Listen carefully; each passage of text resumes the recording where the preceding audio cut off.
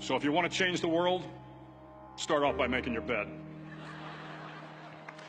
If you make your bed every morning, you will have accomplished the first task of the day.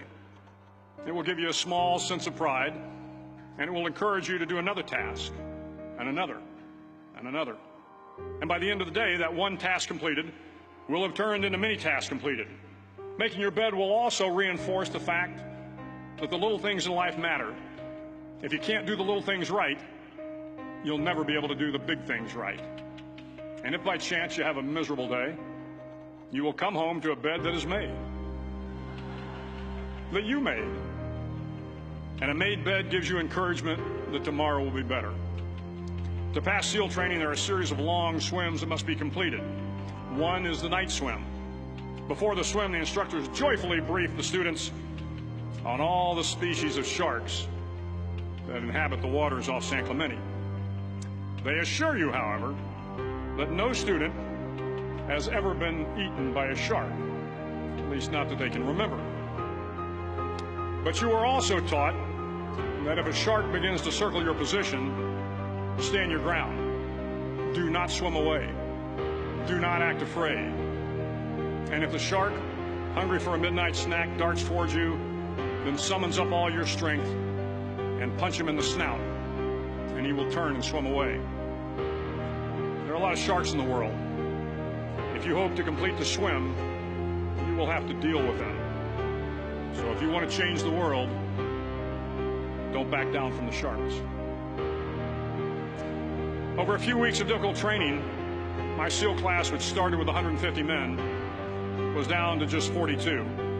There were now 6 boat crews of 7 men each. I was in the boat with the tall guys, but the best boat crew we had was made up of the little guys, the Munchkin crew, we called them. No one was over 5'5". The Munchkin boat crew had 1 American Indian, 1 African American, 1 Polish American, 1 Greek American, 1 Italian American, and 2 tough kids from the Midwest. They out-paddled, outran, and outswam all the other boat crews. The big men in the other boat crews would always make good-natured fun of the tiny little flippers the Munchkins put on their tiny little feet prior to every swim. But somehow these little guys from every corner of the nation and the world always had the last laugh, swimming faster than everyone and reaching the shore long before the rest of us. SEAL training was a great equalizer. Nothing mattered but your will to succeed, not your color, not your ethnic background, not your education, not your social status. If you want to change the world, measure a person by the size of their heart, not by the size of their flippers. The 9th week of training is referred to as Hell Week. It is 6 days of no sleep, constant physical and mental harassment, and 1 special day at the Mud Flats. The Mud Flats are an area between San Diego and Tijuana where the water runs off and creates the Tijuana Sloughs, a swampy patch of terrain where the mud will engulf you. It is on Wednesday of Hell Week that you paddle down to the Mud Flats and spend the next 15 hours trying to survive this freezing cold, the howling wind, and the incessant pressure to quit from the instructors. As the sun began to set that Wednesday evening, my training class, having committed some egregious infraction of the rules, was ordered into the mud. The mud consumed each man till there was nothing visible but our heads. The instructors told us we could leave the mud if only 5 men would quit. Only 5 men, just 5 men, and we could get out of the oppressive cold. Looking around the mud flat, it was apparent that some students were about to give up.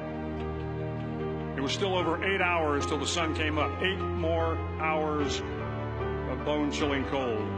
The chattering teeth and the shivering moans of the trainees were so loud, it was hard to hear anything.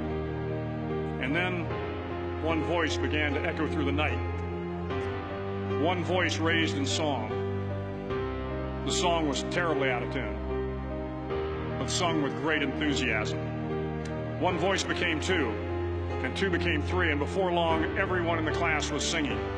The instructors threatened us with more time in the mud if we kept up the singing, but the singing persisted, and somehow the mud seemed a little warmer, and the wind a little tamer, and the dawn not so far away.